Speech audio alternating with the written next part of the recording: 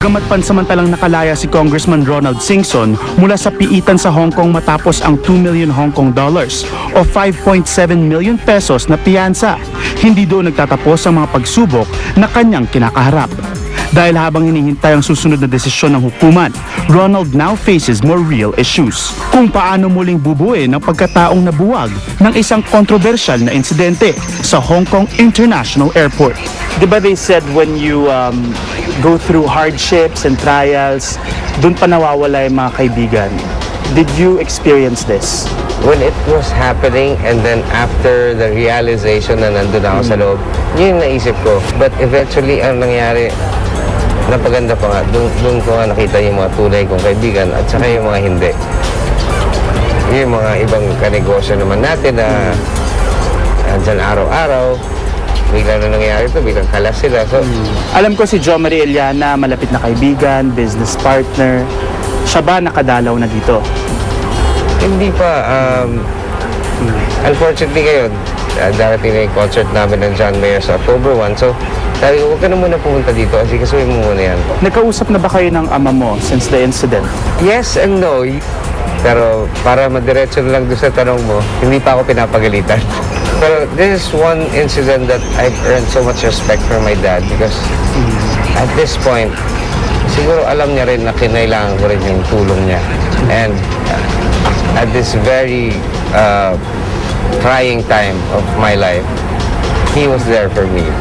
I have to admit, he was not much of a father. He was always busy with politics and everything. And actually, nakikita ko na lang yan pag may ginagawa ako mali, pagpapagalitan na kami.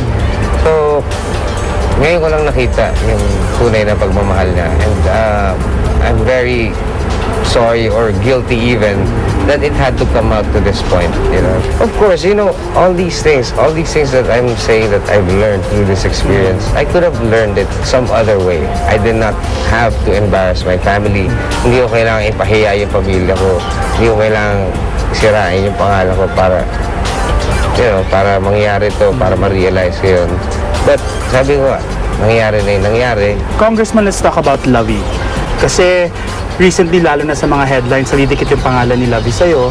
And also kasi your father mentioned before you left na you had a disagreement with her or something like that. Do you want to clarify anything? And that's true. That's true that we did have a disagreement. But let me clarify this. She was not the reason why I did this or why this thing happened. You know, I have so much respect for her. It could have been something else. It could have been so many other things. Unfortunately, hindi ko lang pwede pag-usapan yung details ng kaso, why it got to this point. But in fairness to Lovey, even after that, nakita niyo may support niya sa akin, nandun siya nung trial ko. That was very, very touching for me. And parang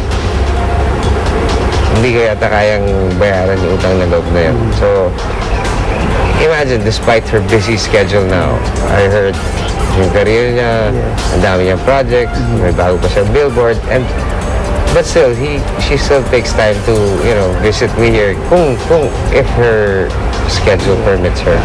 She's been very, very supportive. And like I said kanina, parang hulog ng langit. Okay. Hindi naman, I'm still going through hell here. And I think she knows na the worst thing she can do now is sermonan ako o pagalitan ako. Yes. So, she's here. Whenever she comes here, she's here to support me, to give me strength. And, you know, it's working that way. Kayo na ba? Yun ang tanong mo sa kanya. Kasi hanggang ngayon, ako ang nagtatanong pa rin. Okay. Yung billboard niya, did she ask permission? Lovey doesn't need to ask my advice. I told her this. I was actually inside the correctional facility when this happened and nakatanggap ako ng sulat sa kanya. And nag-apologize siya na hindi raw siya nagpaalam sa akin. Sabi ko, hindi ka kailangan magpaalam sa akin dahil I know you have a good head on your shoulders. I have full trust and confidence in her. Congressman, how do you intend to rise above all of these challenges? That's actually a very challenging episode after this. Ang masabi ko lang, hindi ko naman po talaga sinasadya mangyari to. Kung ano man yung nangyari, may rason naman yan. Masasabi ko na lang yan after nung kaso. At kung ano man yung rason na yun, yung sabi ko, hindi yung mga naghugas ng kamay. Ang pinapakiusap ko lang sa mga kababayan kong taga Ilocos Sur, lalo-lalo sa First District na aking pinagsisilbihan, ay kung po pwede lang po, huwag niyo muna ako husgahan. And pagkatapos nun, siguro I will be the most hardworking public official that they will ever see. Are you still a congressman? Technically, yes. I would say that kasi di pa naman ako natatanggal. That's one thing I have to face again when I get back. You know, the ethics committee and siguro pagbalik ko dyan ko na lang ko papatunayan kung sino talaga si Ronald Singson. Ano yung pinakamalaking lesson na natutunan mo? Kung meron man kayong mga problema, huwag na kayong lalayo. Yung pamilya nyo nandyan. That's one thing I failed to realize na, alam mo, kung lumapit lang ako sa daddy ko, sa mommy ko noon, siguro hindi na nangyari to. And no matter how hard it is or no matter how impossible it seems na tutulungan kayo ng pamilya nyo dahil hindi kayo magkaayos or hindi maganda yung pakikitubo nyo sa isa't isa, pagdating ng mga ganitong sitwasyon, dun nyo makikita at siguro huwag nyo nang hintayin na mangyari sa inyo ito mangyari sa akin. Anong mensahe mo para sa iyong pamilya?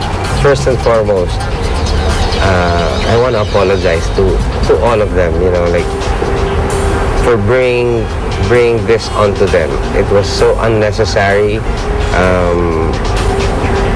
Of course, I regret doing it. I regret, you know, what's happening now. But then again, I'd like to thank them also for supporting me in these times of trials. Ang iyong message for Lovey? Thank you very much for being there despite the hazards. Katulad nga na sabi mo na makasira sa pangalan mo or anything. Maraming salamat sa suporta na pinapakita mo at